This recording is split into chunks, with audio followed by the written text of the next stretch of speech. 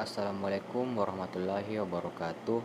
Kami dari kelompok 1 pada mata kuliah Sistem Operasi kali ini kami akan menjelaskan mengenai manajemen memori, manajemen media penyimpanan, dan manajemen sistem input dan output. Di dalam kelompok 1 ada Mas Nia, Rati Pelu, Fatir Aditya, Nur Aulia Muhti, Muhammad Faiz, Vita Novita Ardana, dan saya sendiri, Halil Mubarak Darwin. Langsung saja kita masuk ke poin yang pertama, yaitu definisi manajemen memori. Manajemen memori adalah tindakan mengelola memori komputer. Kebutuhan utama manajemen memori adalah untuk menyediakan cara secara dinamis dan mengalokasikan bagian-bagian dari memori untuk diprogram atas permintaan mereka, serta membebaskan untuk digunakan kembali ketika tidak lagi diperlukan. Nah, ini sangat penting untuk setiap sistem komputer canggih di mana lebih dari satu proses mungkin berlangsung setiap saat. Selanjutnya, alamat memori mutlak atau alamat fisik. Sel memori pada memori kerja adalah sumber daya berbentuk fisik.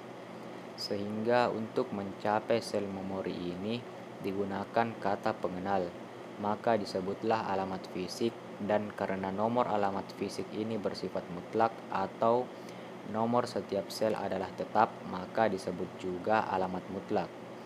Dan alamat memori relatif atau alamat logika.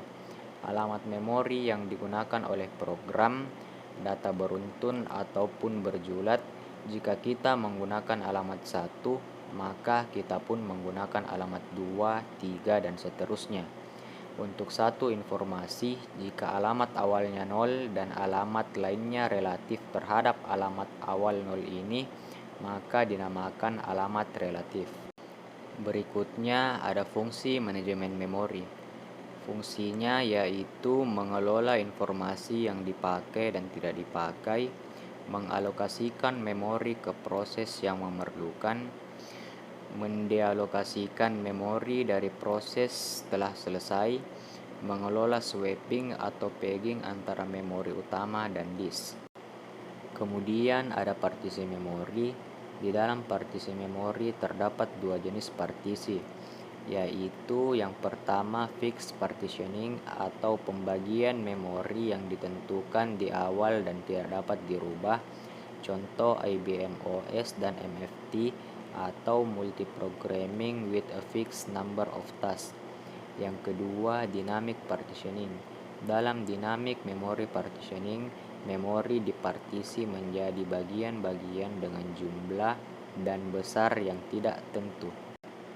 Adapun syarat-syarat pengelolaan memori, berikut adalah syarat-syaratnya. Yang pertama ada relokasi. Proses dan sistem operasi harus dapat mentransfer memori referensi ke alamat fisik yang mengalokasikan program dalam memori utama.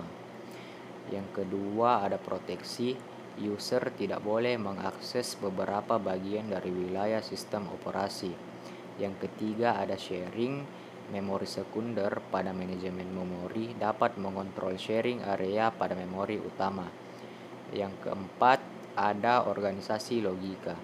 Sistem operasi dan hardware berusaha untuk dapat berhubungan dengan user program dalam satu modul. Yang kelima ada organisasi fisik. Harus ada pengaturan yang jelas antara memori utama dengan memori sekunder pada bagian long term scheduling.